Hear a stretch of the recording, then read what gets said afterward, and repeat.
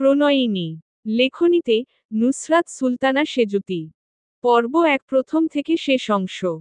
আমার আপুর ভাসুর ছিলেন আমার দেখা পৃথিবীর সবচেয়ে অহংকারী ব্যক্তি। রুদ্র রওশন চৌধুরী। যার শিরায় শিরায় দম্ভ। মেজাজ প্রতিটি ধমনীর ফাঁকে। এমন একগুয়ে লোক আমি দুটি দেখিনি।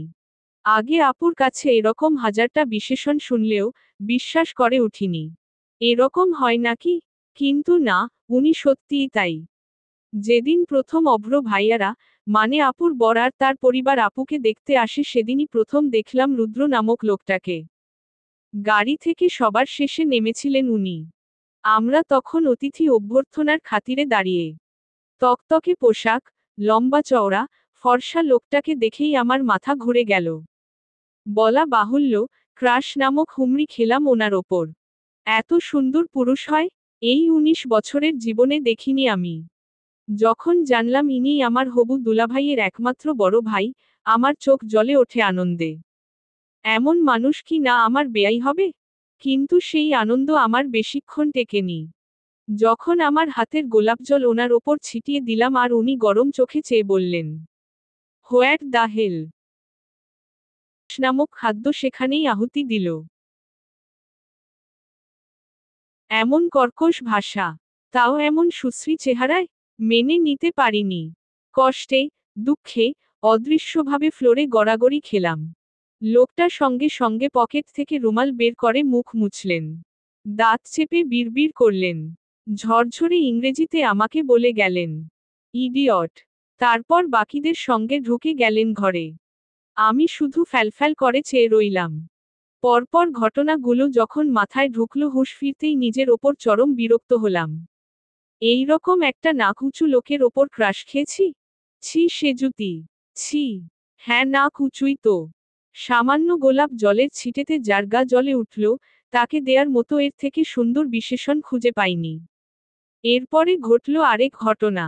মেহমানদের সামনে আম্মু আমাকেই দিয়েছিলেন নাস্তা পরিবেশনের দায়িত্ব। আপু তখন শাড়ি, চুড়ি পরে এক হাত ঘোমটা দিয়ে সোফায় বসে। ওর শ্বশুর বাড়ির লোক বলতে শুধু ওর শাশুড়ি, আর ওর ভাসুর। একটা কথা না বললেই নয়, অভ্র ভাইয়ার সাথে এই লোকের আদ্যোপান্ত মিল নেই।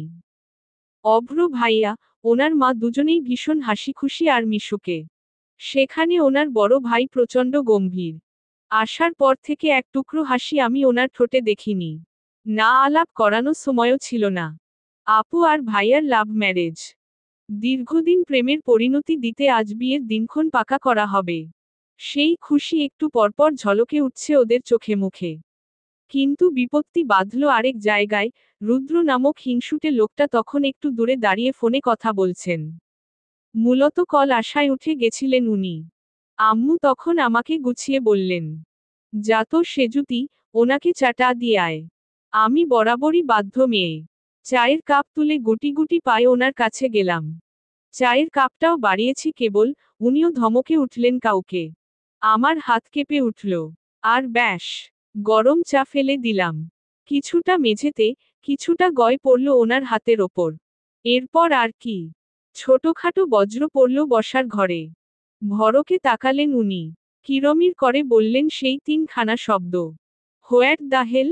তারপর বললেন, দেখে কাজ করতে পারেন না? অন্ধ? চোখ থাকে কোথায়?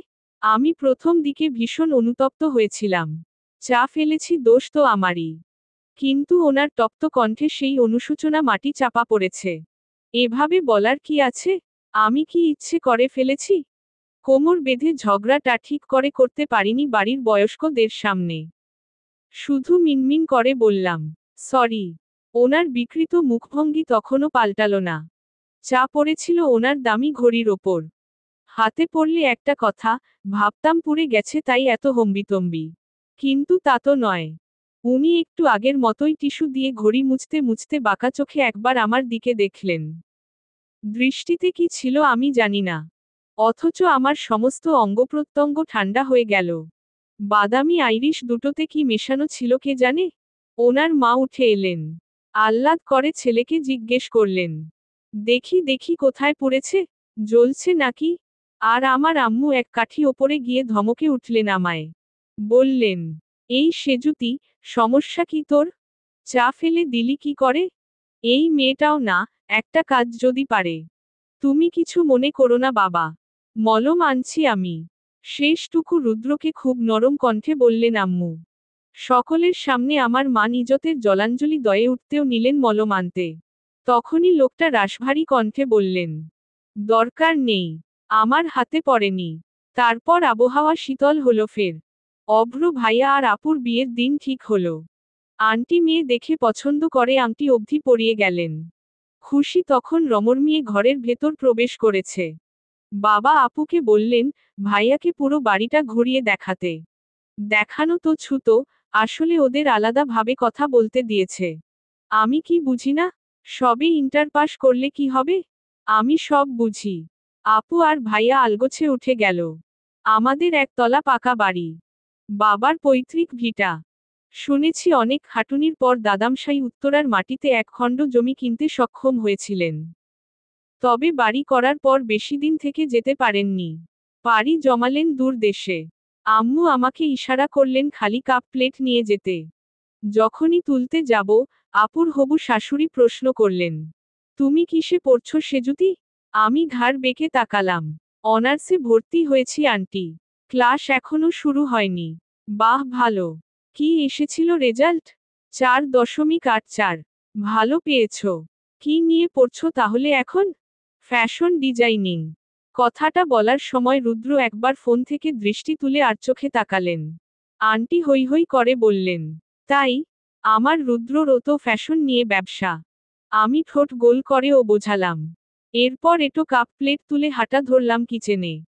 পেছনে টের পেলাম বাবা, আম্মু, আন্টি এরা সবাই গল্প জুড়েছেন। আমার খুব চিন্তা হলো রুদ্র লোকটাকে নিয়ে। এই লোক কথা না বলে কিভাবে থাকে? একটা মানুষ কি করে পারে এরকম চুপচাপ থাকতে? আমি তো পারি না। একটুও না। কথা না বলতে পারলে আমার দম আটকে আসে। কষ্ট কষ্ট লাগে। একটা গ্লাস তুলে ট্যাপ ছেড়ে ধুতে নিয়েছি কেবল তখন টের পেলাম কেউ একজন পেছনে এসে দাঁড়ালো। আমি তৎক্ষণাৎ ঘুরে তাকালাম। প্রচণ্ড বিস্মিত হলাম ওনাকে দেখে। উনি টানটান হয়ে দাঁড়িয়ে আমাকে বললেন, ছাদে চলুন। বললেন না হুকুম করলেন ঠিক বোঝা গেল না। আমি চোখ পিটপিট করে চেষ্টা করলাম বুঝতে।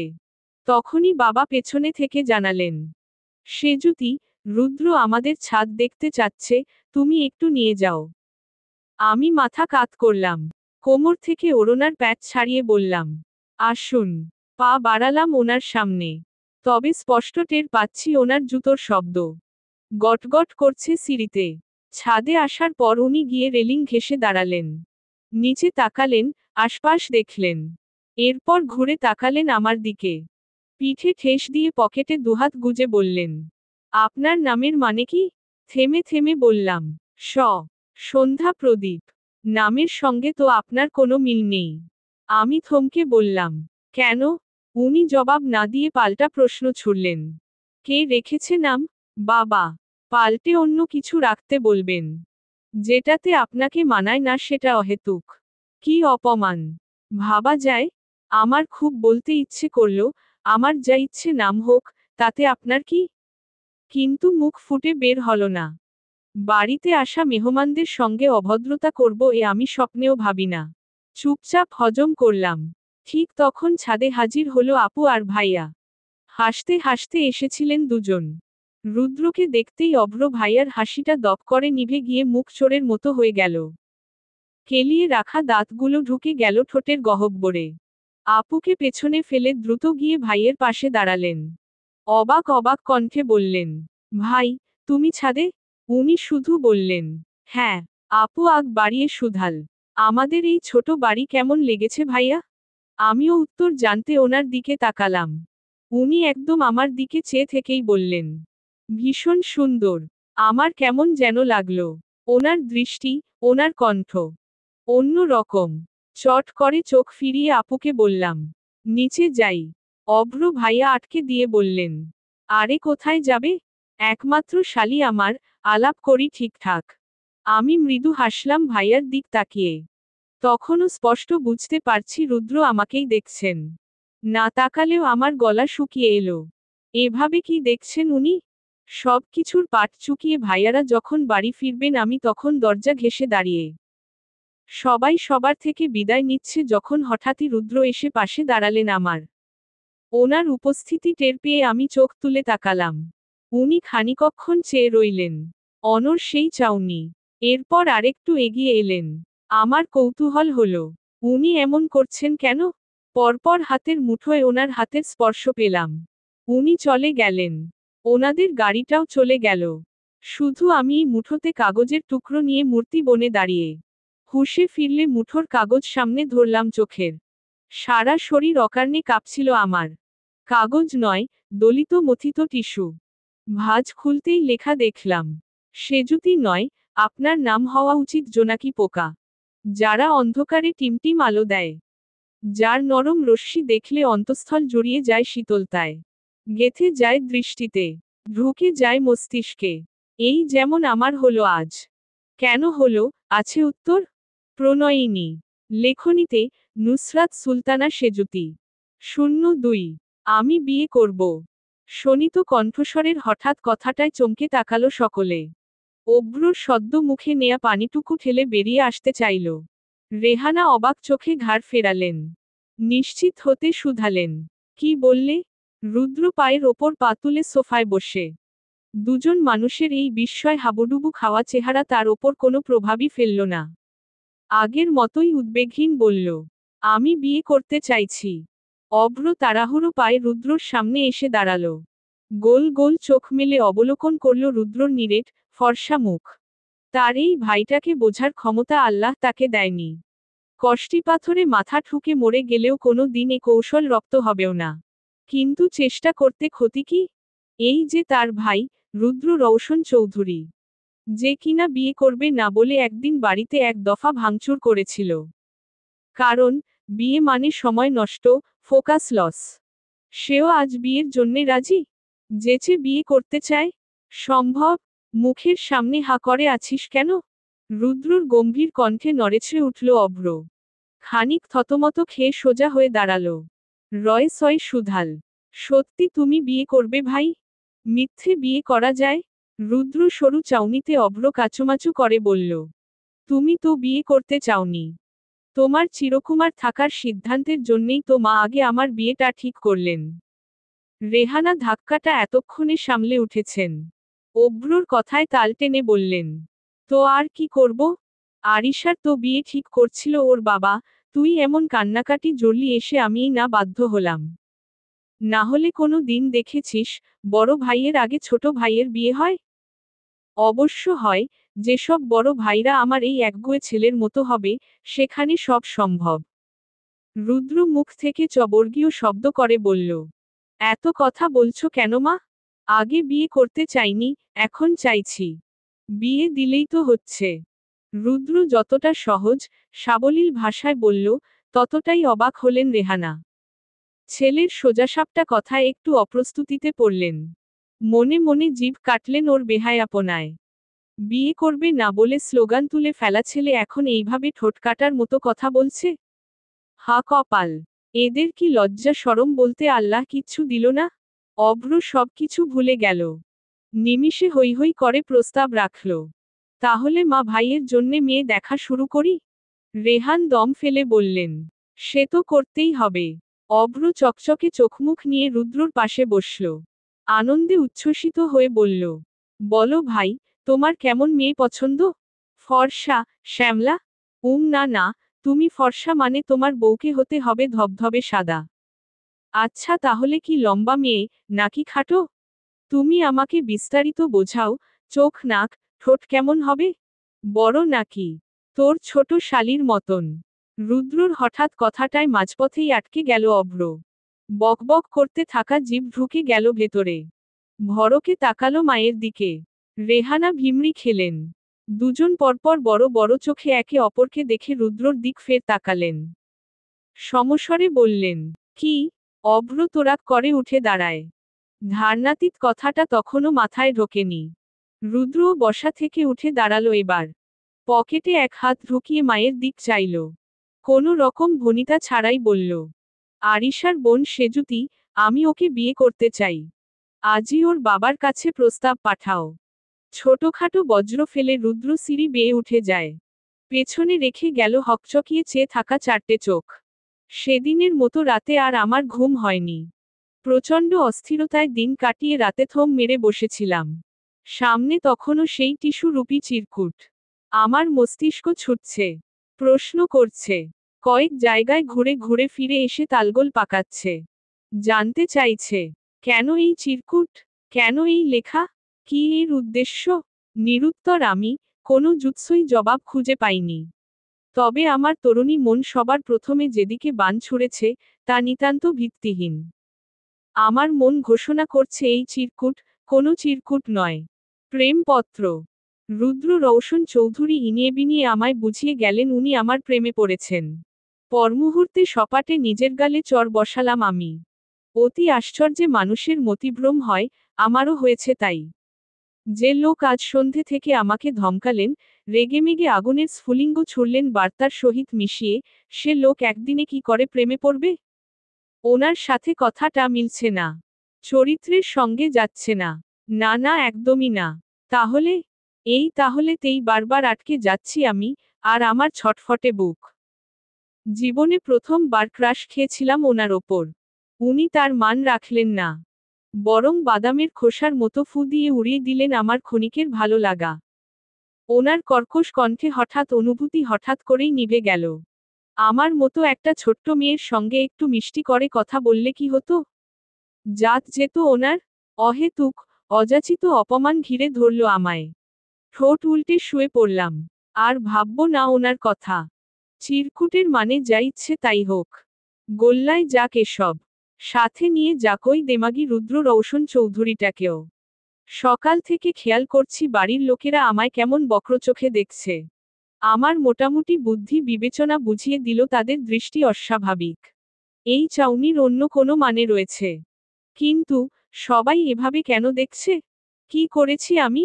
আচ্ছা, রুদ্র যখন আমার হাতে টিস্যু ধরিয়ে দিয়েছিলেন কেউ কি দেখে ফেলল?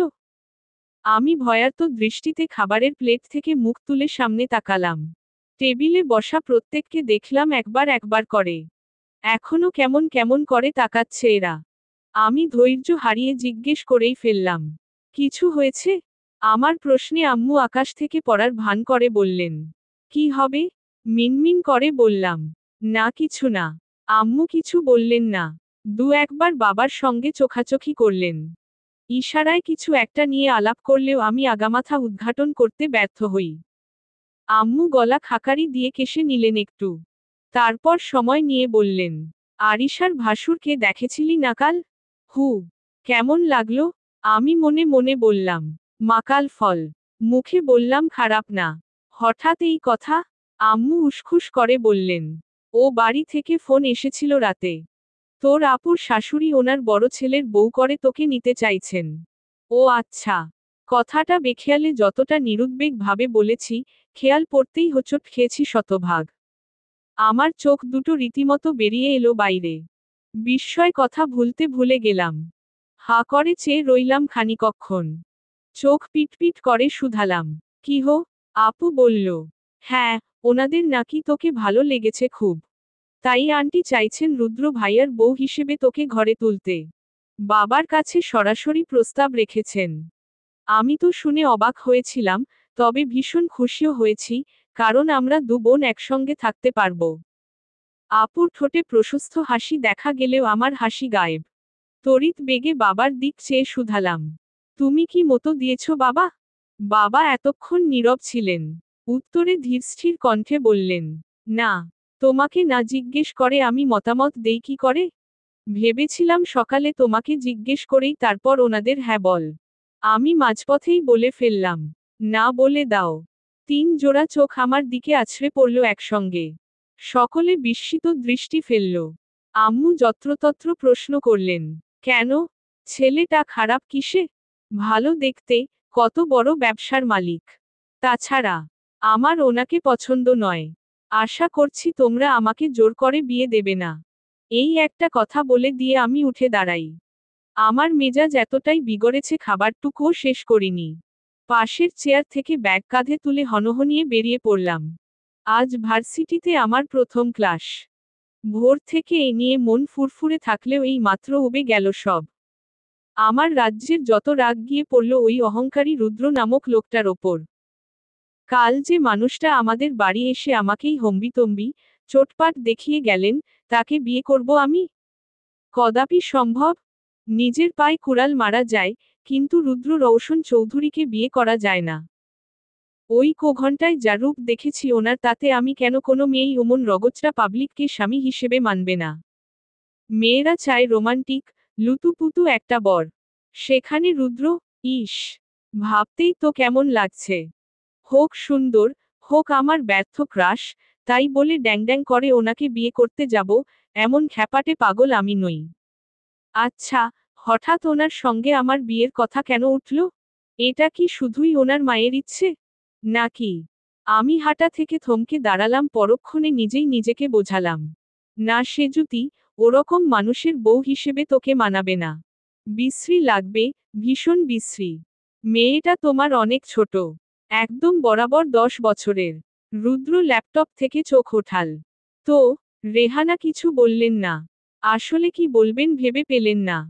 সেজুতির বাবা ফোন করে বিনয়ী কণ্ঠে জানালেন, সেজুতি প্রস্তাবখানা সম্পূর্ণ নাকচ করে দিয়েছে। মেয়ের অমতে বিয়ে কি করে দেবেন? কথার পিঠে রেহানা উত্তর দিতে পারেননি। ফোনের লাইন কেটে ঝিম মেরে ভাবছিলেন, ছেলেকে কি বলবো? মায়ের ভাবুক মুখভঙ্গি রুদ্রর ঈগল চোখে ঠিক ধরা পড়ল। তীক্ষ্ণ দৃষ্টি বলিয়ে জিজ্ঞেস করল, ফোন করেছিলে? রেহানা খানিক নড়েচড়ে উঠলেন। জিভ দিয়ে ঠোঁট চেটে বললেন, হ্যাঁ করেছিলাম। রুদ্র সজাগ হয়ে তাকায়। ল্যাপটপ বন্ধ করে মনোযোগ সমেত শুধায়, কি বললেন ওনারা? রেহানা মহাবিপদে পড়লেন যেন। স্বামীর মৃত্যুর পর ছেলে দুটোকে নিজ হাতে মানুষ করলেও দুটো তৈরি হয়েছে দুপ্রান্তের মতন। অভ্র চঞ্চল, চটপটে। রুদ্র ততটাই গম্ভীর, চুপচাপ। সব থেকে বড় কথা, ছুরির ডগায় ছেলের মেজাজ। শেষ 2 বছর ধরে এই ছেলেকে বিয়ে কর বলে হেদিয়ে মরলেন। মুখে ফেনা তুলে ফেললেন। কিন্তু কোনো রকম ভ্রুক্ষেপ দেখা গেল না। বরং একবার রেহানা যেচে এক সুন্দরী মেয়েকে পছন্দ করলেন। পাত্রীপক্ষ বাড়িতে ডাকলেন। ভাবলেন, ছেলে মেয়ের আলাপ হলে রুদ্র রাজি না হয়ে যাবে কোথায়? সব ঠিকঠাক ছিল। রুদ্র এলো, সবার সঙ্গে যৎসামান্য কথা বলল। যেই মাত্র অতিথিরা বিদেয় নিলেন, অমনি হুলস্থুল কাণ্ড বাধাল। মাকে কিচ্ছুটি না বললেও বসার ঘরের একটা জিনিসও আস্ত রাখল না। ভাঙচুর থেকে ছাড় পেল না একটি অবলা আসবাবপত্রও। আর সেই ছেলে আজ নিজে জানালো সে বিয়ে করবে। আগ বাড়িয়ে এক মেয়েকে পছন্দও করল। এখন ওর মুখের ওপর রেহানা কি করে বলবেন, যে মেয়ে রাজি নয়? সে তোকে বিয়ে করবে না? রেহানার দুঃখ হলো। মন ভারী লাগলো। মাকে অনেকক্ষণ চুপ দেখে রুদ্র খেই হারালো মেজাজের। ভ্রু কুঁচকে বলল, হয়েছে কি বলবে? রেহানা মুখ কালো করে তাকালেন। থেমে থেমে বললেন, বিয়ে হবে না। রুদ্রর ভ্রু বেঁকে গেল আরো। কেন? সেজুতি মানা করে দিয়েছে। রুদ্রর কপাল শিথিল হয়। ভ্রু ফিরে আসে আগের জায়গায়। চোয়াল ফুটে উঠল। শক্ত গাল হয়ে ওঠে অভঙ্গুর। রেহানা দুঃখভারাক্রান্ত মন নিয়ে দুপা এগিয়ে এলেন। ছেলেকে সান্ত্বনা দিতে বললেন, তোমার ওর থেকেও সুন্দর মেয়ের সঙ্গে বিয়ে হবে বাবা। ছাড়ো ওসব। রুদ্র জবাব দিল না, টু শব্দ অবধি করল না। চুপ করে বসে রইল। রেহানা হতাশ হয়ে ঘর ত্যাগ করলেন। রুদ্র তখনও কাউচে বসে। কটমট করছে চোয়াল, পিষে এসছে দাঁত। রুদ্র রৌশন চৌধুরীকে রিজেক্ট করার দুঃসাহস দেখালেন সেজুতি? বিয়ে করলে তো আপনাকেই করব, পারলে ঠেকান। প্রণয়িনী। লেখনীতে নুসরাত সুলতানা সেজুতি। পর্ব 3। মধ্য দুপুর। সবে ক্লাস শেষ করে ভার্সিটি থেকে বেরিয়েছি। আশেপাশে একটা রিকশাও নেই। এদিকে সূর্যের কড়া আলো মাথায় পড়ছে। গরমে ঘেমে একাকার অবস্থা। অনেকক্ষণ দাঁড়িয়ে থেকে অতিষ্ঠ হয়ে হাঁটা ধরলাম। সামনে থেকে রিকশা বা কিছু একটা পেলে উঠে পড়ব। হঠাৎই একটি কালো মতো লোক এসে আমার সামনে দাঁড়ালেন। থমকে দাঁড়াই আমি। লোকটার চোখে কালো চশমা, পরনে খয়েরি শার্ট। লোকটি হাতের কাগজ এগিয়ে দিয়ে বিনয়ী কণ্ঠে বললেন, এই ঠিকানাটা একটু বলতে পারবেন ম্যাম? আমি ওনার বাড়িয়ে দেয়া কাগজে চোখ বোলালাম। হিজিবিজি লেখা ভালো করে বুঝতে হাতে নিলাম। ভ্রু কুঁচকে মনোযোগ দিতেই টের পেলাম পাশে সাই করে একটি গাড়ি এসে দাঁড়িয়েছে কেবল। মাথা ঘামানোর মতো ব্যাপার ছিল না বলে তাকাইওনি। গাড়ির দরজা খুলে গেল সেকেন্ডে। আমি কোনো কিছু ভালো করে বোধগম্য করার পূর্বেই গাড়ির ভেতর থেকে কেউ একজন হাত খপ করে ধরল। আমি ভড়কে, ভয় পেয়ে তাকানো মাত্রই আগন্তুক ব্যক্তি রীতিমতো টেনে ভেতরে ঢুকিয়ে নিল আমাকে। প্রচণ্ড আতঙ্কে আমার কলিজা ছলকে উঠল। হৃৎপিণ্ড বিকল হয়ে বিট থামালো। শ্বাস বন্ধ হয়ে মরে যাচ্ছি মনে হলো। আগত পরিস্থিতি আন্দাজ করার আগেই দুনিয়া অন্ধকার করে আখিপল্লব বুঝে ফেললাম। জ্ঞান হারাতে হারাতে টের পেলাম একটি ভারী কণ্ঠ কাউকে বলছে, স্যার ম্যাডাম অজ্ঞান হয়ে পড়েছেন। মুখে পানির ঝাপটায় চোখ মেলে তাকাই আমি। এইটুকুতেই নিজেকে কেমন ফুরবল আর আধমরা মনে হচ্ছিল। ঝাপসা ঝাপসা দৃষ্টি মেলে চাইতেন মুখের সামনে দৃশ্যমান হলো কতগুলো পুরুষালী অবয়ব। শতচকিত হয়ে পূর্ণ দৃষ্টিতে দেখলাম। মুহূর্তেই পেছনের সব ঘটনা মাথা চাড়া দিল। হঠাৎ এক লোকের এসে আমাকে ঠিকানা জিজ্ঞেস করা, কেউ একজন গাড়ির মধ্যে আমাকে টেনে নেয়া, সবটা মনে পড়তেই তীব্র ভয়ডরে কাঁপাকাঁপি শুরু হলো। আমাকে কি কিডন্যাপ করা হয়েছে? কিন্তু আমার বাবার তো অত টাকা পয়সা নেই। না, আমি ধনির দুলালি। তবে কেন? এই কেনর উত্তর জানতে আমি উপস্থিত সবাইকে ভালো করে একবার দেখলাম। কমসে কম 7-8 জন মোটাতাজা লোক দেখে আত্মা শুকিয়ে গেল। এরা কি চায়? কেন ধরে এনেছে আমায়?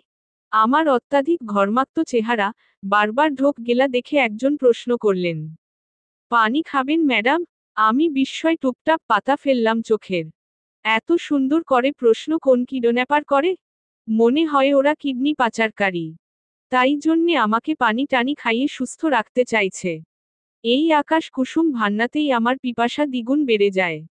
জোরে জোরে মাথা নেড়ে হ্যাঁ বোঝাতেই লোকটি অন্য আরেক লোককে ইশারা করলেন। সে তৎপর ছুটে গেল। মিনিটের মাথায় হাতে করে নিয়ে এলো এক বোতল সাদা মিনারেল ওয়াটার।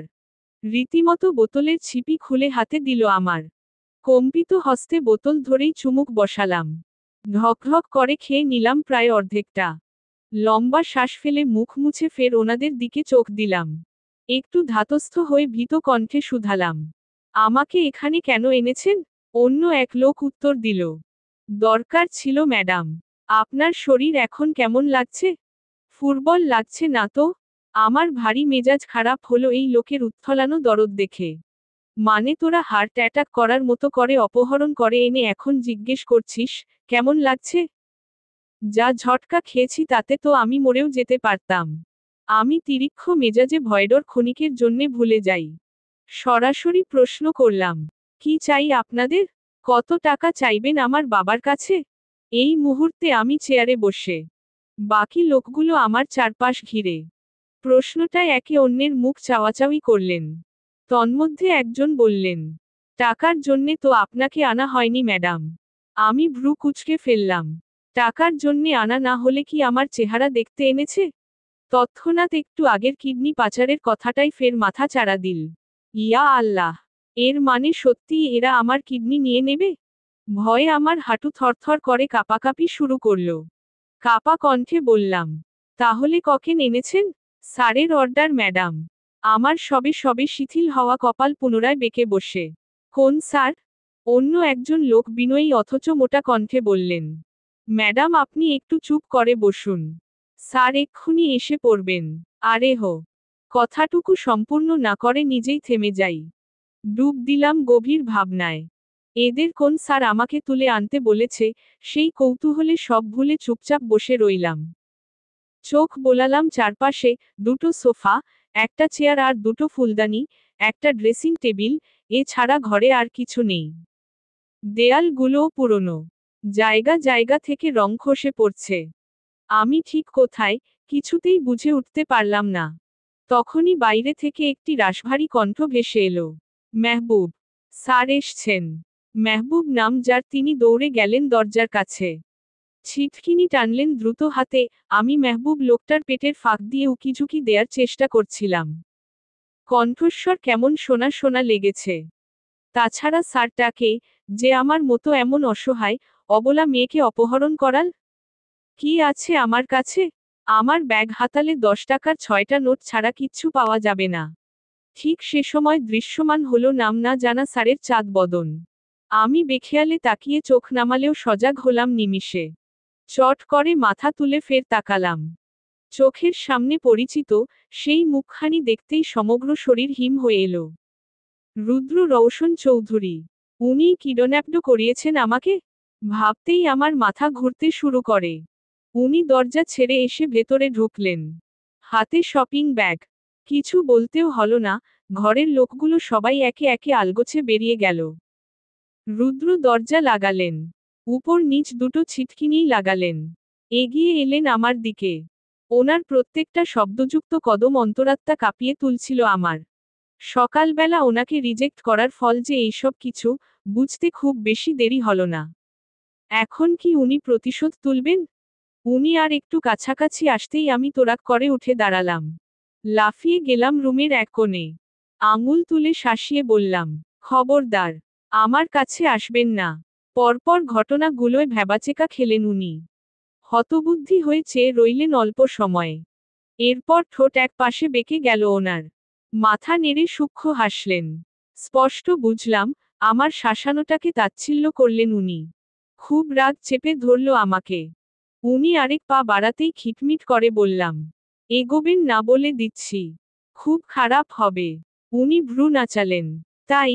ওনার তাই বলার ধরনে আমার সবটুকু সাহস, আত্মবিশ্বাস নেতিয়ে গেল। উঁচু করা আঙুল ভেঙে এলো। ভয় লাগলো। উনি আমার ক্ষতি করবেন না তো? কঠিন চেহারা নিমিষেই নরম হলো আমার। অনুরোধ করে বললাম, আমাকে যেতে দিন না প্লিজ। আমি তো আপনার কোনো ক্ষতি করিনি তাই না? উনি হাতের শপিং ব্যাগগুলো সোফার ওপর রাখতে রাখতে বললেন, কে বলল করেননি? আপনি আমার যা করেছেন, তা আর কেউ করেনি। কি করেছি আমি? উনি ঘাড় কাত করে তাকালেন একবার, পরক্ষণে চোখ ফিরিয়ে বললেন, এগুলো পরে তৈরি হন। ওদিকে ওয়াশরুম যান। ওনার শান্ত, সুন্দর কণ্ঠস্বর শুনে একটু আশ্বস্তি হলো। উদ্দেশ্য খারাপ হলে এতক্ষণ অপেক্ষা করত না নিশ্চয়ই, এসেই ঝাঁপিয়ে পড়ত। নাকি বলির পাঠার মতো আমাকে সাজিয়ে গুছিয়ে তারপর তৈরি হতে বললেন কেন না হলে? আমি উৎকণ্ঠিত হয়ে শুধালাম, কি আছে এতে? নিজেই দেখে নিন। আমি জিভ দিয়ে ঠোঁট ভেজালাম। দাঁড়িয়ে রইলাম তবুও। উনি না সরলে যাব কেন? আশ্চর্য ভাবে আমার মৌনতা বুঝে নিলেন উনি। সরে দাঁড়ালেন। আমি চটজলদি গিয়েই ব্যাগ হাতালাম। বর্ষর ধাক্কা খেলাম মুহূর্তে। ভেতরে বিয়ের বেনারসি, ওড়না, গয়না, আর সাজার টুকিটাকি জিনিসপত্র দেখে মাথায় আকাশ ভেঙে পড়ার অবস্থা হলো। দুচোখ ভর্তি প্রশ্ন নিয়ে ওনার দিকে তাকালাম। উনি আমার দিকেই চেয়ে আছেন। আমার কণ্ঠরোধ হয়ে আসছিল কেন যেন। খুব বেগ পুহিয়ে জিজ্ঞেস করলাম, এগুলো দিয়ে কি হবে? উনি টানটান হয়ে দাঁড়িয়ে বললেন, বেনারসি দিয়ে কি করে? কি করে সেটা আমিও জানি। কিন্তু আমি বুঝতে পারছি না এসব আমি পড়তে যাব কেন? কেন আমাকে পড়তে বলা হচ্ছে? আমার কণ্ঠে তেজ। উনি ভনিতা ছাড়াই বলে দিলেন, আজ আপনার বিয়ে। আপনি বিয়ের কনে, তাই বেনারসি পরবেন, সিম্পল। উনি যেভাবে সিম্পল বললেন, আমার কাছে কথাটা ততটাই দুর্বোধ্য ঠেকল। নাকমুখ কুঁচকে বললাম, আমার বিয়ে মানে? উনি খানিক বিরক্ত হলেন। ফোঁস করে শ্বাস ফেললেন। ঘোষণা করলেন, এটা কাজী অফিস। আজ এই মুহূর্তে আপনার সঙ্গে বিয়ে হচ্ছে আমার। এত কথা না বলে তৈরি হয়ে আসুন। আমার কান দুটো ঝা ঝা করে উঠল। চোখের সামনে পুরো পৃথিবী দোদুল্যমান। আর্তনাদ করে বললাম, কি কি বলছেন এসব? আমি আপনাকে বিয়ে করব না। এতক্ষণ শান্ত থাকা মানুষটা নিমিষেই হারিয়ে গেলেন। তপ্ত, জ্বলন্ত চোখে চাইলেন আমার দিকে। খুব ঠান্ডা অথচ কড়া কণ্ঠে বললেন, এই শব্দগুলো আপনি আর উচ্চারণ করবেন না সেজুতি। বিয়ে আপনার আমাকেই করতে হবে। আমি নিভে যাইনি। উল্টে তেতে বললাম, মগের মুল্লুক নাকি? আপনি যা বলবেন তাই হবে? এটা আমার লাইফ, আমি বুঝব। আপনি ঠিক করার কে? আমি আপনাকে বিয়ে করব না, করব না, করব না। সঙ্গে সঙ্গে উনি কোনই চেপে ধরলেন আমার। হেঁচকা টান মেরে নিয়ে গেলেন ওনার কাছে। দন্ত পিষে বললেন, আমাকে রাগাবেন না সেজুতি। জোর করে তুলে এনেছি বলে জোর করে আপনাকে দিয়ে কাগজে সই করাতে ভালো লাগবে না আমার। ভালোয় ভালোয়। আমি মাঝপথেই ক্ষেপে বললাম।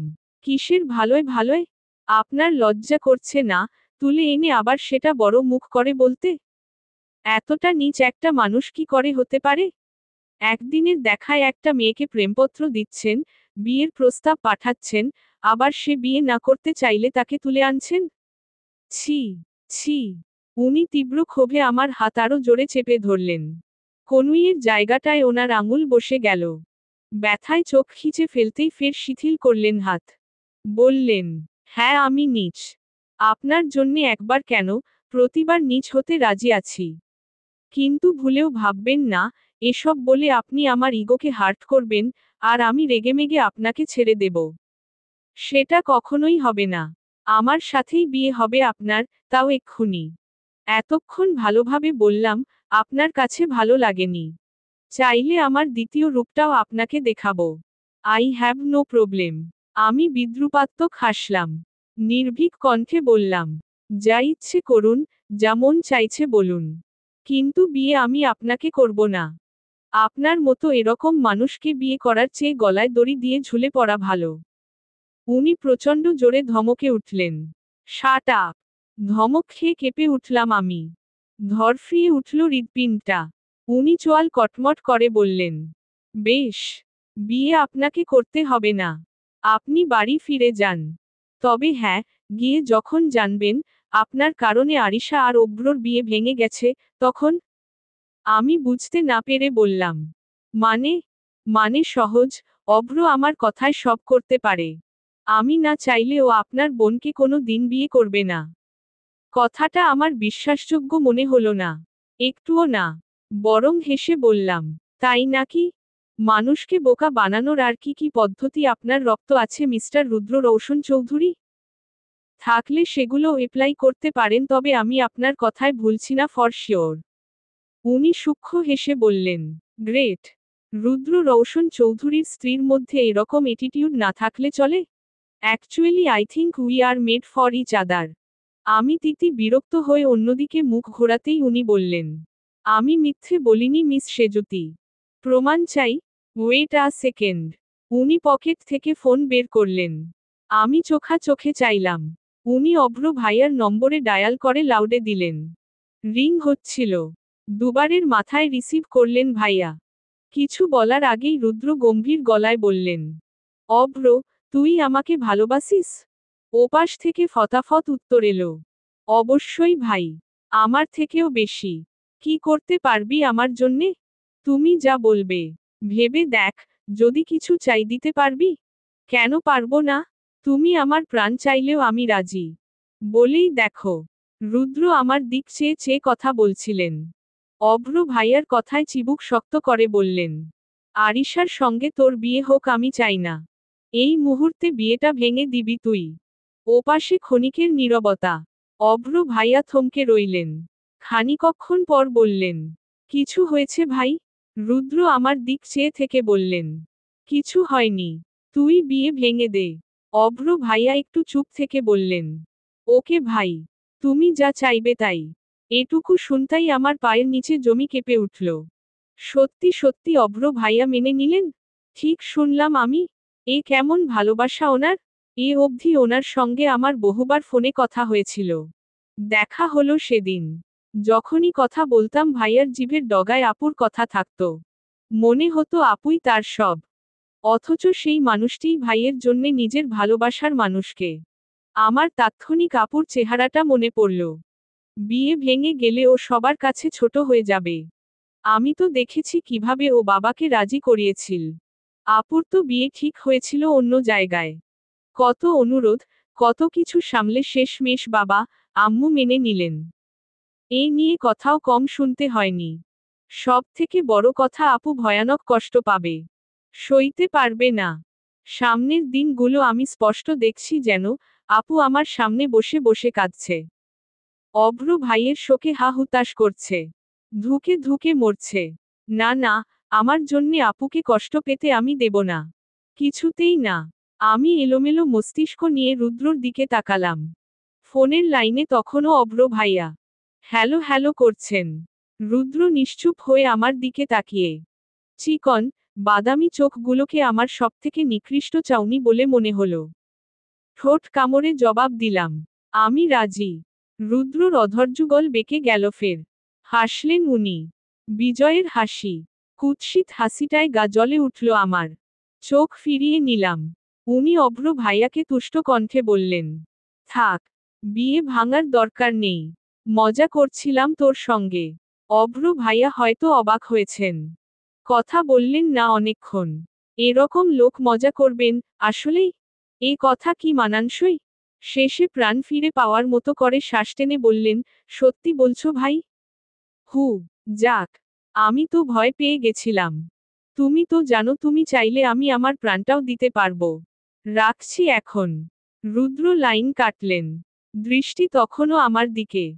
ফোন কান থেকে নামিয়ে আমাকে ভ্রু উঁচিয়ে বললেন, দাঁড়িয়ে আছেন কেন? তৈরি হন।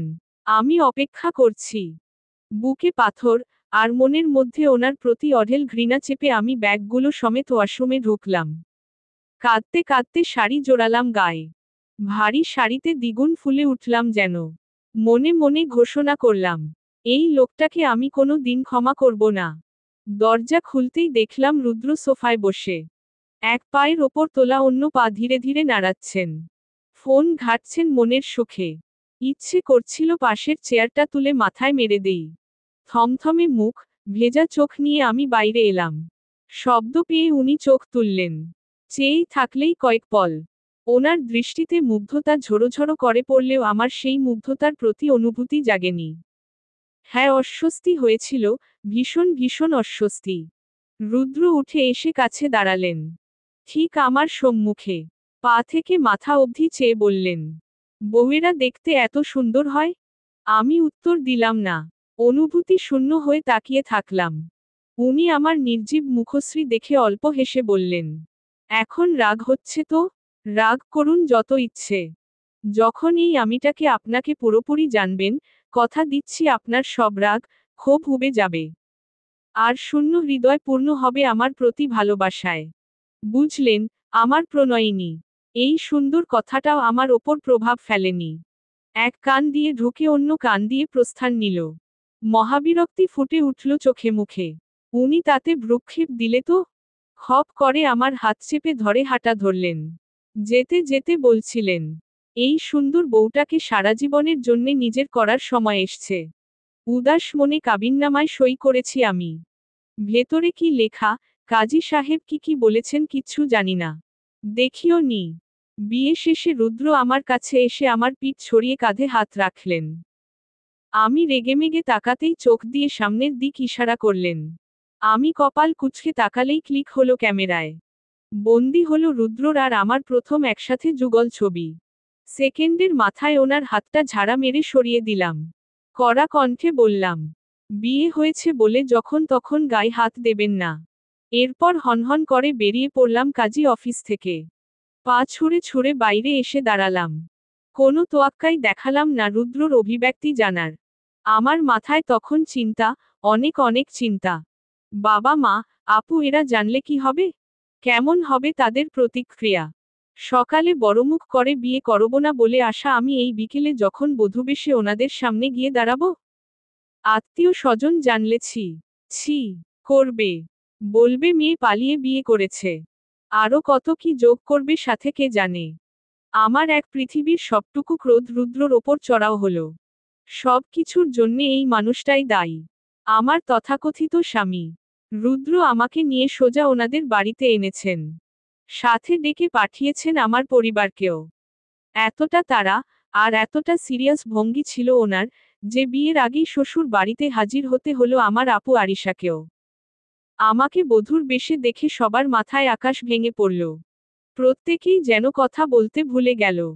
খানিকক্ষণ কেউ টু শব্দ অবধি করেনি। বড় বড় চোখে শুধু দেখছিল আমাদের। আর আমি শক্ত পাথরের ন্যায় দাঁড়িয়ে। জোরপূর্বক এই বিয়ের সামান্য দুঃখ যেন নেই আমার। অথচ শুধু আমিই জানতাম, ভেতরটায় কি চলছিল। প্রকাণ্ড ঘূর্ণিঝড় যেন উল্টে পাল্টে দিচ্ছিল সব। এখন এই তিনটি মানুষকে কি জবাব দেব আমি? এই বিরাট সময়ের নীরবতা ভাঙলেন স্বয়ং রুদ্র। ঘোষণা করলেন। আমি আর সেজুতি 1 ঘন্টা আগে কাজী অফিসে গিয়ে বিয়ে করেছি। সেজুতি এখন শরীয়ত মোতাবেক আমার স্ত্রী, আর এটা বলতেই আমি আপনাদের ডেকেছিলাম। কথাটা উনি বাবাকে উদ্দেশ্য করে বলেছেন। বাবা হতাশ চোখে আমার দিকে তাকিয়ে। আমি একবার চেয়েই চোখ নামিয়ে ফেললাম। ওই দৃষ্টিতে দৃষ্টি মেলানোর সাহস আমার নেই। আম্মু কেঁদে কেঁদে বললেন, কিন্তু এভাবে বিয়ে করার কি দরকার ছিল বাবা? আমরা তো একদম মানা করিনি তোমাদের বিয়েতে, বলেছিলাম।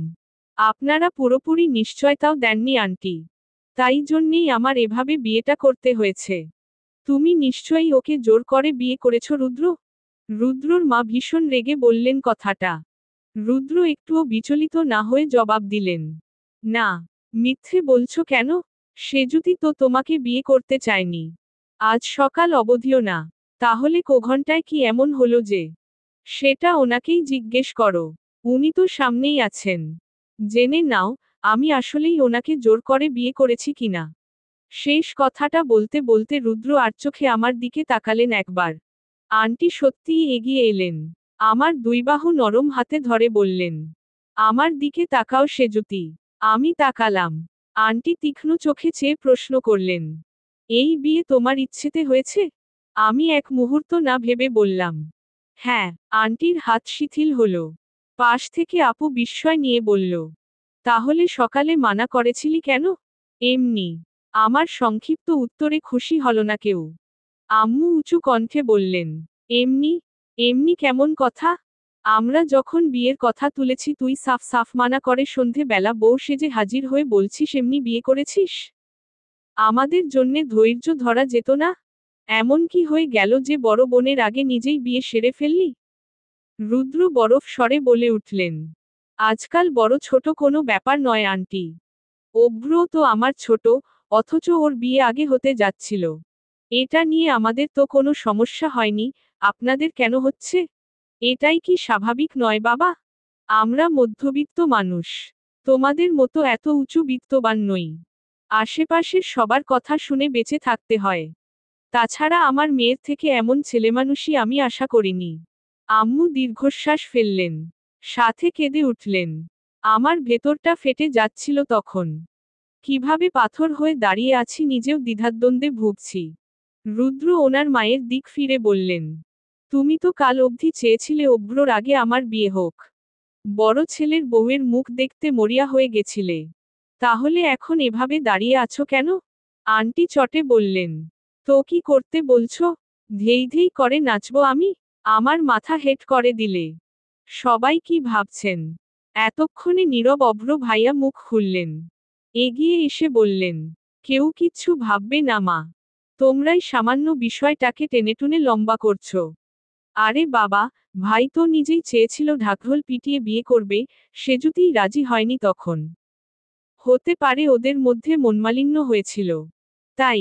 এখন মিটে গেছে দুজন খুব খুশিতে বিয়ে সেরে ফেলল। হতে পারে না? আর তাই তোমরা অহেতুক নাড়াচাড়া না করে ভাই আর সেজুতিকে মেনে নাও। ওদের দেখেই বোঝা যাচ্ছে কত ক্লান্ত।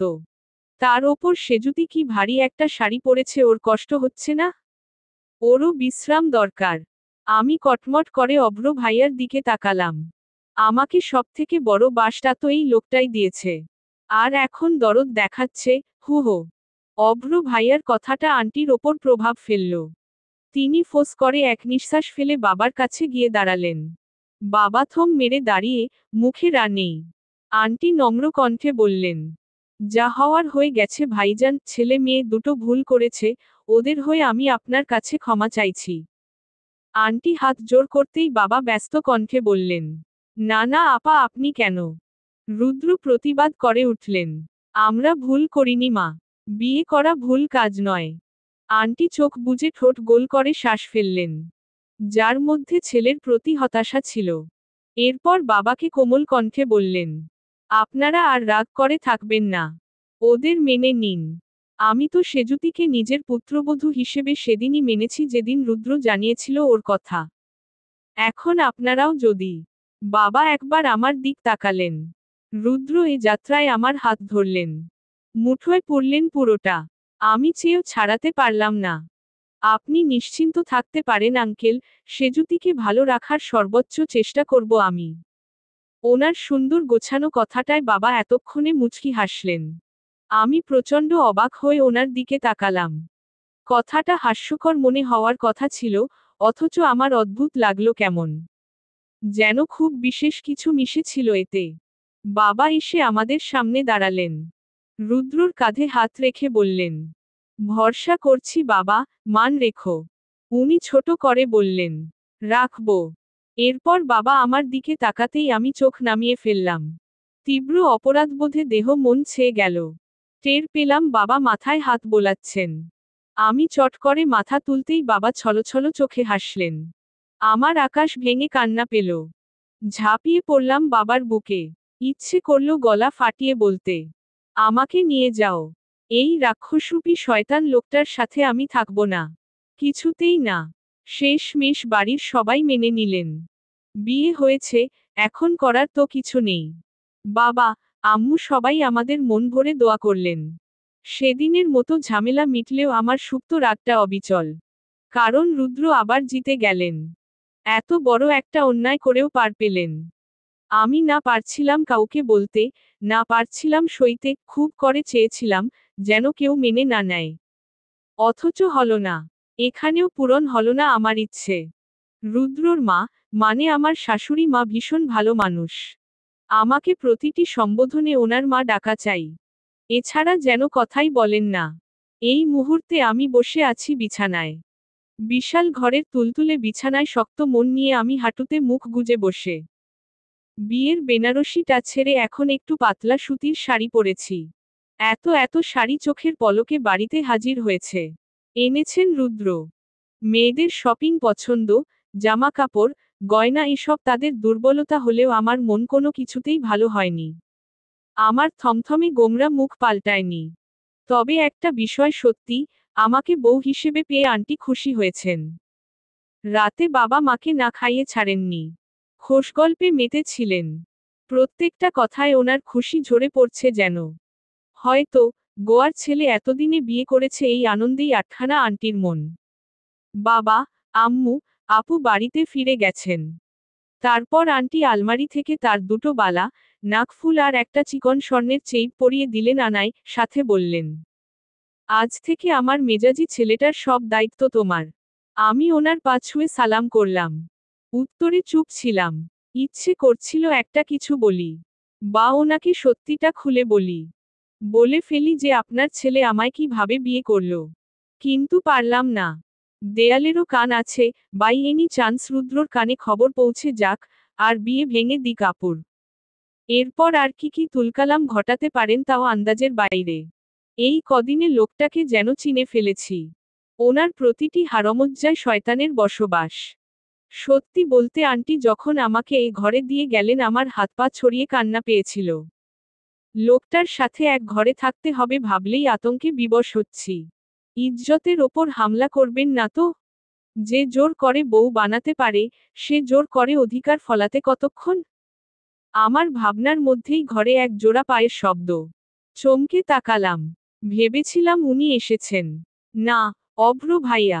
স্বস্তি পেলেও অভ্র ভাইয়াকে দেখে মুহূর্তে মুখ কালো হয়ে গেল আমার। রাগ হলো। এই মানুষটার ভালোবাসার কোনো মূল্য এখন আমার কাছে নেই। অভ্র ভাইয়া ভীষণ হাসিখুশি মুখ নিয়ে এসে আমার সামনে বসলেন। সেজুতি তুমিতি আমার ভাবি হয়ে গেলে এখন।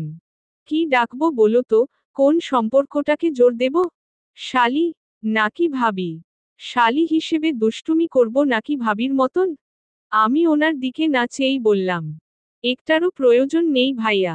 আপনি আমার সঙ্গে কথা না বললেই ভালো হয়। আমার কাটকাট জবাবে অভ্র ভাইয়ার হাসিটা দপ করে নিভে গেল। সিরিয়াস হয়ে বললেন, মানে? কথা কেন বলবো না? এনি হাউ তুমি কি আমার সাথে রাগ করেছ? আমি কি কিছু করেছি? আমি তাকালাম। চোখ ছোট করে বললাম, করেননি? ভাইয়া মনে করার খুব চেষ্টা করে বললেন, না, আমার তো মনে পড়ছে না এমন কিছু। আমি দীর্ঘশ্বাস ফেলে হাসলাম। বললাম, পড়বে কি করে? আপনার কাছে হয়তো এটা এমন কোনো ব্যাপারই না। অভ্র ভাইয়া ভীষণ তটস্থ হয়ে বললেন, কি বলছো বলো তো সেজুতি? আমার মাথায় কিন্তু কিচ্ছু ঢুকছে না। আচ্ছা ভাইয়া, আপনি সত্যিই আপুকে ভালোবাসেন তো? হঠাৎ এরকম প্রশ্নে ভাইয়া ভ্যাবাচেকা খেলেন। তবে বিলম্ব না করেই জবাব দিলেন। অবশ্যই বাসি। আমি ভ্রু উচালাম। তাই? তাহলে আপনার ভাইয়ের এক কথায় বিয়ে ভেঙে দিতে রাজি হলেন কি করে? ভাইয়া ধাক্কা খাওয়ার মতন করে তাকালেন। তুমি কি করে জানলে? কি করে জেনেছি সেটা তো গুরুত্বপূর্ণ নয়। এরকম করেছিলেন তো, তাই না? ভাইয়া এই পর্যায়ে দৃষ্টি সরালেন আমার থেকে। আমার হাসি পেল। তাচ্ছিলের হাসি। বললাম, আমি অবাক হয়েছি খুব। আপনাদের এতদিনের সম্পর্ক অথচ ভাইয়ের এক কথায় কোনো প্রশ্ন না করেই আপনি বিয়ে ভাঙতে হ্যাঁ বললেন। একবারও ভাবেননি এতে আপুর কি অবস্থা হতো? ওর ওপর কি প্রভাব পড়তো?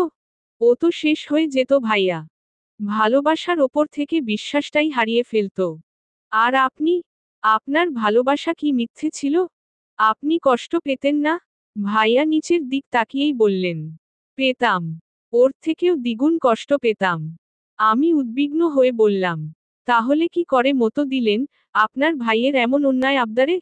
ভাইয়া তাকালেন। আমার ভাইকে তুমি চেনো না সেজুতি, আমি কষ্ট পাবো এমন কোনো কাজ ভাই কোনো দিন করবে না।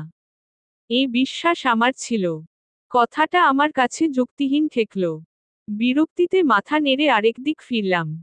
ভাইয়া লম্বা শ্বাস ফেলে বললেন। আমি যখন ছোট তখন বাবা মারা যান। ভাইয়ের বয়স কত আর, 15-16? বাবার হঠাৎ মৃত্যু মা মেনে নিতে পারেননি। শোকস্তব্ধ হয়ে পড়েন। সংসার, ছেলে মেয়ে, জাগতিক সব তুচ্ছ হলো মায়ের, কান্না আর উদাসীনতার কাছে। বহুদিন আমি মায়ের কাছে যেতে অবধি পারিনি। মা ঘরবন্দি থেকেছেন। সেই সময়টায় আমায় কে সামলেছে জানো? ভাই। দুহাতে তুলে নিয়েছে আমার দায়িত্ব। আমি ব্যথা পাবো এরকম কোনো সংকীর্ণ জায়গা ভাই ছাড়েনি। আমি কাঁদব ভাই তা কখনো সহ্য করেনি। এমন অনেক কিছু যা মা দিতে চাইনি, কিন্তু ভাই এনে দিয়েছে আমায়। আমার একবার চাওয়ায় নিজের প্রিয় জিনিসটা দিয়ে দিয়েছে। দ্বিতীয়বার প্রশ্ন করেনি। আর সেই ভাই জীবনে প্রথমবার কিছু চাইল, হোক আমার জীবনের চেয়েও দামি কিছু আমি কেন দেব না সেজুতি? তুমিও তো আরিশাকে ভালোবাসো, তুমি হলে দিতে না? আমি নির্বাক হয়ে বসে রইলাম। কথার প্রেক্ষিতে জবাব শূন্য আমি। কি বলবো? কি উত্তর দেব? অভ্র ভাইয়া আবার বললেন। জানি না তোমাদের মধ্যে কি চলছে। ভাইয়ের সাথে কবে আলাপ, কিভাবে এই বিয়ে তাও জানি না। তবে একটা কথা বলবো, ভাইকে যদি চিনতে পারো, বুঝবে মানুষটা ভেতরে মোমের মতো নরম। ভালোবাসার তাপ পেলেই নির্নিমেষ গলে যাবে। তক্ষুনি অভ্র ভাইয়াকে বাইরে থেকে ডেকে উঠলেন আন্টি। ভাইয়া আসছি বলে উঠে দাঁড়ালেন। আমার মুখের দিক চেয়ে মুচকি হেসে বললেন। আসছি। Have a nice dream. ভাইয়া চলে গেলেন। তারপর অনেকটা সময় পার হলো। হঠাৎ জুতোর শব্দ পেয়ে আমার বুঝতে অসুবিধে হলো না কে আসছে। তৎক্ষণাৎ শুয়ে পড়লাম বিছানায়। ভান করলাম আমি ঘুমিয়ে গেছি। কেউ নিশ্চয়ই অকারণে ঘুমন্ত মানুষকে জাগিয়ে তুলবে না। টের পেলাম পায়ের শব্দটা অতি সন্নিকটে আমার। এরপরে খুব কাছে এসে থামল। আমি চোখ খিচে বুজে কাত হয়ে শুয়েছিলাম। সেই মুহূর্তে হাতে টান পড়ল। রুদ্র রীতিমতো টেনে উঠিয়ে বসালেন আমায়। হকচকালাম। জিজ্ঞাসু চেহারায় ওনার দিকে তাকালাম। উনি ঘাড় কাত করে বললেন। বাসর রাতে স্বামীকে সালাম করতে হয় জানেন না? আমি দাঁত চেপে তাকিয়ে থাকলাম ওনার ফর্সা মুখের দিকে। পরপর খেয়াল করলাম ওনার পরনের নীল পাঞ্জাবি। মনোযোগী হয়ে নিজের শাড়ি দেখলাম তারপর। একই ডিজাইন, একই নকশা। কাপল সেট। উনি পোশাক মিলিয়ে কিনেছেন? কি ব্যাপার? শুনতে পাননি? শুনেছি। আমার সংক্ষিপ্ত উত্তরে উনি বোধ হয় খুশি হননি। ভ্রু কুঁচকে পুরু কণ্ঠে বললেন। শুনলে বসে আছেন কেন? নিন, সালাম করুন। ঘাড়ত্তারা লোক সালাম না করা অবধি যে আমাকে রেহাই দেবে না আমার বোঝা হয়ে গেছে। ছোট্ট শ্বাস ফেলে নামতে উদ্যত হব ঠিক তখনই উনি ভাব নিয়ে বললেন। থাক দরকার নেই। কেমন ফাজলামো? সালাম করতে বলে আবার। বিরক্তি তখন আমার রগে রগে দৌড়ে মরছে। রুদ্র আমার পাশে বসতেই আমি দূরে সরতে গেলাম। অমনি উনি হাত চেপে ধরলেন। আমি জ্বলন্ত চোখে তাকালাম। হাত সরান। উনি শান্তভাবে বললেন। সম্ভব না। কাছে আসুন। আমার কিছু বলার পূর্বেই উনি হ্যাঁচকা টান বসালেন। হুমড়ি খেলাম ওনার বুকের ওপর। ওনার বুকের ভেতরের ধুকধুক শব্দটা তখন স্পষ্ট কানে বাজল। আমি সরতে গেলাম। উনি বাধা দিলেন। বরং আরো শক্ত করে চেপে রাখলেন। আমার মাথায় তখন ঘুরছিল একটি প্রশ্ন। একদিনের আলাপে মানুষ কিভাবে এরকম ব্যবহার করতে পারে? নির্লজ্জ। উনি হাত শিথিল করলেন সময় নিয়ে। সুযোগ পেতেই আমি ছিটকে সরে এলাম। উনি কিছুক্ষণ চেয়ে থেকে অন্যদিক তাকালেন। পরপর নিচের দিক চেয়ে মুচকি হাসলেন। আমি ভেতরে কৌতূহলটা চেপে রাখতে না পেরে বলে উঠলাম, একটা কথা বলবেন? উনি ভ্রু নাচালেন। কি কথা? আমি অনতিবিলম্বে প্রশ্ন ছুড়লাম। আপনি এত ভাবওয়ালা একজন মানুষ হয়ে একটা মেয়েকে প্রথম দেখেই কিভাবে ছ্যাঁচড়ামো করলেন? প্রেমপত্র, জোর করে বিয়ে আশ্চর্য না? আপনার মতো লোক, সে এরকম করতে পারে এই মানুষ কশ্চিনকালেও বিশ্বাস করবে? চেহারার সাথে চরিত্রের মিল নেই? নাকি আপনি এরকমই, যেখানে গিয়েই মেয়ে দেখেন, তাদেরকেই হাতের ফাঁকে চিঠি দেন, তুলে বিয়ে করেন? ভেতরের সব রাগ উগরে দিলাম আমি। তবুও মনে হলো, যতটা চেয়েছিলাম তার এক আনাও পারিনি। অথচ রুদ্র শান্ত চোখে অনিমিষই চেয়ে রইলেন। আমি থামলাম, শ্বাস নিলাম। তখনও উনি চুপ। বলবেনই বাকি? যা সত্যি তাই বলেছি। এরকম ঘটনাই তো ঘটল আমার সঙ্গে, তাই না? কে বলল, আমি কালই আপনাকে প্রথম দেখেছি? আমি সদাজাগ্রত হয়ে তাকালাম ওনার দিকে। ওনার বাদামি দৃষ্টিতে প্রশ্নবোধক দৃষ্টি বুলিয়ে বললাম, তাহলে? গম্ভীর মানুষটা মুচকি হাসলেন। সত্যি বলতে এত সুন্দর করে হাসলেন উনি, আমার চোখ জুড়িয়ে গেল এতে। চেয়েই রইলাম। উনি চুলগুলো ওপরে ঠেলে ভরাট কণ্ঠে বললেন, আমি আপনাকে আরো আগে থেকে চিনি। আমি বিস্মিত হয়ে বললাম, আগে থেকে? কবে থেকে চেনেন? কি করে? আমার উদ্বলিত প্রশ্নে উনি বাঁকা হেসে ভ্রু গোটালেন। বলা কি উচিত? আমি দিশেহারা হয়ে বললাম, বলুন না। আমি না হলে কথা শুনতে না পারলে মরেই যাব। উনি তৎক্ষণাৎ চোখ রাঙিয়ে বললেন, এসব কি কথা? আমার উত্তেজনা নিভে গেল। মিনমিন করে বললাম, বলুন না, প্লিজ। উনি খানিকক্ষণ চেয়ে রইলেন। নিষ্পলক, সুস্থির চাউনি। পরপর একটু এগিয়ে এসে বসলেন। আমি সরতে নিলেই বললেন, তাহলে বলবো না। আমি দমে যাই। বসে রই। কথাটা আমাকে শুনতে হবেই। রুদ্র আমার থেকে চোখ ফিরিয়ে দেয়ালে তাকালেন। বললেন, ড্রাইভার ছাড়া খুব কম বের হই আমি, মাঝে মধ্যে বলতে গেলে। সেদিনও বেরিয়েছি। অনেকটা পথ এসে হঠাৎ খেয়াল করলাম গাড়ির ব্রেক কাজ করছে না। কিছুতেই থামছে না। আর যা হবার তাই হলো। ঠুকে গেল গাছের সঙ্গে। তাও ভালো কারো গায়ে ওঠেনি। দুপুর বেলা বলে রাস্তাঘাটে লোকজন একদম নেই বললে চলে। আমার গাড়ির ফ্রন্ট কাঁচ ভেঙে ভেঙে আমার সমস্ত গা, হাত পা কেটেছে। মাথা লেগেছে স্টিয়ারিংয়ে। ফোঁটা ফোঁটা রক্ত শরীর চুইয়ে সিটে পড়ছিল টের পাচ্ছি। অসহ্য যন্ত্রণায় কাতরে সৃষ্টিকর্তাকে ডাকছিলাম কেউ একজন আসুক। আমাকে বাঁচাক। তার কিছু সময় পর টের পেলাম কয়েকটি মেয়েলি আওয়াজ। আমার হুঁশ তখন বিপন্ন। দেখছি, শুনছি, কথা বলার শক্তি নেই। কলেজ ইউনিফর্ম পরা ৩-৪টে মেয়ে এসে ঘিরে ধরেছে আমার গাড়িটাকে। তার মধ্যে একটি মেয়ে দরজা খুলে আমার কাছে এলো। আমাকে এই শুনছেন বলে ডাকলো অনেকবার। আমি কোনোমতে তাকিয়েছি কেবল, ভ্রু ভিজে চোখের পল্লব তখন পাথর সমান ভারী। ঝাপপোষা দৃষ্টিতেও মেয়েটির মুখের আদল বুঝতে পারি। তারপর জ্ঞান হারাই। যখন চেতনা ফিরল নিজেকে আবিষ্কার করলাম হাসপাতালের বেডে। সমগ্র গাত্রে ব্যথা, যন্ত্রণা চিনচিন করছে। হাত পা নাড়ানোর জো অবধি নেই। অল্প সময় মাত্রই কেবিন ভরে গেল। মা কাঁদছিলেন, অভ্র চিন্তিত। আত্মীয় স্বজন, ব্যবসার লোকজন যে যেখান থেকে পারল দেখতে এলো। খোঁজ নিল। কথা বলতে পারলাম তারও 2 ঘন্টা পরে। আমার বারবার স্পষ্ট সেই মেয়েটির কথা মনে পড়ছিল। সেই মেয়েটি, যে আমার রক্তাক্ত গাল চাপড়ে আমাকে ডাকছিল। সেই কণ্ঠস্বর, যা ঝংকারের মতো বাজছিল আমার কানে।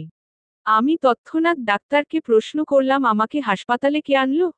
জানতে পারলাম কতগুলো কলেজ পড়ুয়া মেয়ে সিএনজি করে এনেছে আমায়।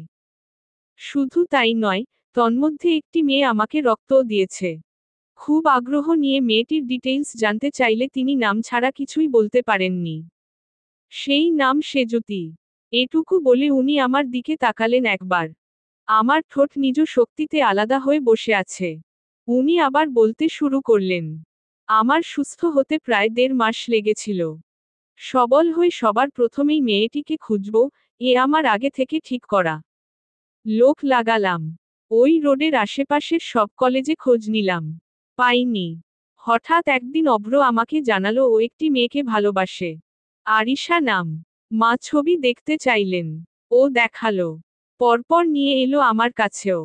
আমার মনোযোগ অতটাও ছিল না। আমি তখন বের হওয়ার জন্যে তৈরি। অভ্র আরিশার ছবি দেখাচ্ছিল, এমনকি ওর বাবা, মা, এক পর্যায়ে বলল। এটা ওর ছোট বোন, সেজুতি। নাম শুনেই চকিতে তাকালাম আমি। তড়িৎ বেগে ফোনের স্ক্রিনে মন দিলাম। আরিশার সাথেই সেই মেয়েটি, যার মুখচ্ছবি আমি দেখেছিলাম। সেদিনের থেকে আজ ভালো করে দেখলাম। সঙ্গে সঙ্গে আমার মস্তিষ্কে গেঁথে গেল যেন। আমার চিনতে একটুও অসুবিধে হয়নি। কেন হয়নি? অনেকগুলো দিন পেরিয়েছে, ভুলে যাওয়ার কথা ছিল। তবুও হয়নি। আশ্চর্য না? এটাই সেই মেয়ে, যে আমায় রক্ত দিয়েছে। আমায় বাঁচিয়েছে। কাঙ্ক্ষিত মানুষটিকে খুঁজে পেয়ে আমার আনন্দ বাঁধ ভাঙা। কিন্তু দুর্ভাগ্য, প্রকাশ করতে পারিনি। পাছে অভ্র বুঝে নেয়। শুধু জিজ্ঞেস করলাম, কোন কলেজে পড়ে? অভ্রর থেকে জেনে। আমি তৎক্ষণাৎ খোঁজ লাগালাম। পেয়েও গেলাম একদিনের মাথায়। মেয়েটি তার বাড়ির কাছের একটা কোচিং সেন্টারে পড়ত। আমি প্রায় প্রত্যেকটা দিন তাকে দেখতাম। কলেজ আর কোচিং শেষের নির্ধারিত সময় তাকে দেখতে যাওয়া, আমার দৈনন্দিন রুটিনে পাল্টাল। কেন যেতাম? কেন দেখতাম? এসব উত্তর আমার কাছে ছিল না। শুধু জানতাম, ছোট্ট মেয়েটাকে দেখতে ভালো লাগছে আমার। শান্তি পাচ্ছি খুব। আমি কাছে যেতে চাইতাম বহুবার। কিন্তু পারিনি। সংকোচ হতো। এর আগে এরকম ঘটেনি কিনা। তার ওপর সে ছোট।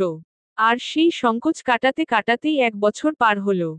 এরপর পরই অভ্র এসে জানালো আরিশার বিয়ে ঠিক হয়েছে। মাও আমার সঙ্গে বিয়ের কথা বলে বলে ক্লান্ত, তাই সিদ্ধান্ত নিলেন অভ্রর বিয়েই আগে হবে। আমিও সায় জানালাম। সাথে আগ্রহ নিয়ে বললাম, কালই প্রস্তাব নিয়ে গেলে কেমন হয়? দুজনে রাজি হলো। আমার তখন অন্য চিন্তা, ভিন্ন উদ্দেশ্য। কখন মেয়েটির বাসায় যাব, আর তাকে দেখব। একদম সামনে থেকে দেখব। রাস্তা ফুরলো বড্ড দেরি করে। গিয়ে দেখলাম, সেই বহু আকাঙ্ক্ষিত মানুষটি দরজার সামনে দাঁড়িয়ে। হাতে গোলাপ জলের সাদা কৌটো। পরনে পিঙ্ক চুড়িদার। কি অপরূপ লাগছিল। কিন্তু কি জানেন, আমি রুদ্র রৌশন চৌধুরী। নিজের অনুভূতি চেপে রাখার কৌশল রপ্ত ছিল আমার। খুব সুন্দর এলোমেলো মনটাকে গুছিয়ে নিলাম। মেয়েটির সঙ্গে ধমকা ধমকিও করলাম। কেন জানেন? সেজুতি বোকার মতো চেয়ে থেকে দুদিকে মাথা নাড়াল। জানে না সে। রুদ্র কণ্ঠ চেপে বলল, আপনার ধৈর্য দেখতে। পরীক্ষা করছিলাম আপনি কতটা হজম করতে পারেন। তবেই না বুঝব, এই মেজাজি রুদ্রটাকে ভবিষ্যতেও আপনি সামলাতে পারবেন। একটু থেমে। আপনাদের বাড়ি থেকে ফিরেই মাকে বিয়ের কথা জানিয়েছি। আপনার প্রতি অনুভূতি তখন রগে রগে বইছে আমার। একটা মুহূর্তে আপনি চলবেন যেন। খুব আশা নিয়েছিলাম আমাদের বিয়ে নিয়ে, অথচ শুনলাম আপনি বিয়েতে না করেছেন। তাহলে বলুন তো, মেনে নিয়ে কি করে? আমি মেনে নেইওনি। তুলে নিয়ে বিয়ে করেছি আপনাকে। সম্পূর্ণ নিজের করে ছেড়েছি। ঠিক করেছি না? আমার অক্ষিপল্লব তিরতির করে নড়ছিল। কয়েক পল কথাই বলতে পারিনি। 1 বছর আগের সব কথা এক এক করে স্পষ্ট মনে পড়ল। কোচিং থেকে ফেরার পথে আমাদের সামনেই একটা গাড়ির প্রচণ্ড জোরে গাছের সঙ্গে বাড়ি লেগেছিল। আমরা অনেকে ছিলাম। ভয় পেয়ে গেছিলাম প্রত্যেকে। হুঁশ ফিরতেই 3 জন ছুটে গেলাম সেদিকে। বাকিরা ঝামেলা পোহানোর ভয় প্রস্থান নিল। ভেতরের লোকটির সারা মুখ তখন রক্তে মাখা। চেহারাটা বোঝা যায়নি ঠিকঠাক। লোকটাকে বাঁচাতে হবে ভাবতে থাকা আমার মস্তিষ্ক খেয়ালও করেনি ভালো করে। কয়েকজন মিলে ওনাকে হাসপাতালে নিতে সক্ষম হই। ডাক্তার জানালেন ওনার অবস্থা খারাপের দিকে। রক্ত লাগবে। আমি চটপট বলে দিলাম আমার থেকে নিন। ওই দিন আপুর জন্মদিন থাকায় বাড়ি থেকে একের পর এক ফোন আসছিল। হাসপাতালে আছি বলতেও পারছিলাম না। অথচ সারা জামা ভর্তি লোকটির রক্তে। যখন শুনলাম রোগীর অবস্থা ভালোর দিকে, ফিরে এলাম বাড়িতে। রক্ত নিয়ে হাজারটা প্রশ্নের উত্তর দিতে হয়েছিল। তারপর দিন লোকটাকে দেখতে যেতে গেলেও শুনলাম ওনার বাড়ির লোক ওনাকে অন্য ক্লিনিকে শিফট করেছেন, যেটা বেশ দূরে। আমি আর যাইনি। ফিরে আসি। পরপর দিন গেলে ভুলে গেলাম সেই ঘটনা। অথচ ওই লোকটাই ছিলেন রুদ্র। আমি তখনও হা করে চেয়ে বিস্ময়াভিভূত হয়ে বললাম, 1 বছর ধরে ভালোবাসেন আমায়? উনি মাথা দোলালেন। আমি ভাবছি, খুব ভাবছি। আড়ালে থেকে একটা মানুষ আমায় ফলো করলো, রোজ দেখলো, আর আমি বোকারাম টেরও পেলাম না। কি আশ্চর্য! আমার ভাবনায় ডুবে থাকা মন নড়ে উঠল ওনার হাতের স্পর্শে। আমি তাকালাম। উনি গভীর চোখে চেয়ে বললেন, 1 বছর আপনার কাছে আসার অপেক্ষা করেছি। আপনি আসেননি। এখন আমি এলাম। ফিরিয়ে দেবেন? কাছে টানবেন না? আমি তৎক্ষণাৎ কিছু বলতে পারলাম না। চুপ করে রইলাম। উনি কণ্ঠ খাদে নামিয়ে বললেন, একবার ভালোবেসে দেখুন, ঠকবেন না। আমি স্থির হয়ে বললাম, সময় লাগবে। উনি একটু হেসে বললেন, দিলাম সময়। আদৌ সেদিন আসবে কি না কে জানে, যেদিন আমায় কাছে টেনে বলবেন ভালোবাসি রুদ্র। আজ আমাদের সংসারের 3 বছর। আর এখন আমি ওই মানুষটাকেই পাগলের মতো ভালোবাসি। যত দিন পার হয় আমার ভালোবাসা আকাশের মতো সীমা ছাড়ায়, পাহাড় ডিঙায়, পায় সমুদ্র সম গভীরতা। এখন তার উষ্ণ বুকে মাথা না রেখে ঘুমালে আমার রাত কাটে না। ভীষণ ভোরে সবার আগে তার নিরেট চিবুক না দেখলে দিন ভালো যায় না। আমি প্রতিদিন একটু একটু করে তার প্রেমে পড়েছি। হয়ে উঠেছি তার প্রণয়িনী। আমার ইচ্ছে, শেষ নিঃশ্বাস অবধি তার অন্তঃকরণে আমার অস্তিত্ব থাকুক। যেখানে তার প্রণয়রসে আমি সিক্ত হব বহুবার। লেখা শেষ করে সেজুতি দাড়ি টানল। একবার তাকালো দেয়ালে টাঙানো বিশাল ফ্রেমের ছবির দিকে। সেই ছবিটা, যেটা বিয়ের দিন তুলেছিল রুদ্র। ক্ষীণ হেসে দাঁড়িয়ে সে, আর সেজুতির ঠোঁটে হাসি বিলুপ্ত। অথচ এটাই সেজুতির সবচেয়ে পছন্দের ছবি, এই 3 বছরে 3 লক্ষ ছবির চেয়ে এটাতেই যেন খুঁজে পায় মিশ্র অনুভূতি। ভাগ্যিস সেদিন উনি বিয়েটা করেছিলেন, না হলে এই চমৎকার মানুষটা মিস হয়ে যেত। সেজুতি প্রসন্ন শ্বাস টানল। ডায়েরিটাকে ড্রয়ারে রেখে উঠে দাঁড়াতে না দাঁড়াতেই পেছনে থেকে দুটো শক্ত হাত জড়িয়ে ধরল। স্পর্শ পেতেই সেজুতি বুঝে ফেলল এটাকে। মুচকি হেসে বলল, কখন এলেন? রুদ্র তার চুলের ভাঁজে নাক ঘষে জবাব দেয়, এক্ষুনি। ফ্রেশ হবেন না? তুমিই আমার ফ্রেশনেস। সেজুতি লজ্জা পায়। একটু চুপ থেকে বলে, শুনুন, হু, ভালোবাসি। আমিও ভালোবাসি। তবে তোমার থেকেও বহুগুণ বেশি। কেন এত ভালোবাসেন? রুদ্রর হাতের বাঁধন দৃঢ় হয় আরো। সেজুতির কাঁধে থুতনি গুজে উত্তর দেয়, কারণ তুমি আমার সন্ধ্যাপ্রদীপ, আমার সেজুতি, আমার প্রণয়ে আসক্ত প্রণয়িনী। সমাপ্ত। পর্বটা অনেক বড় বলে বানানে ভুল হতে পারে। একটু মানিয়ে গুছিয়ে পড়বেন। ধন্যবাদ।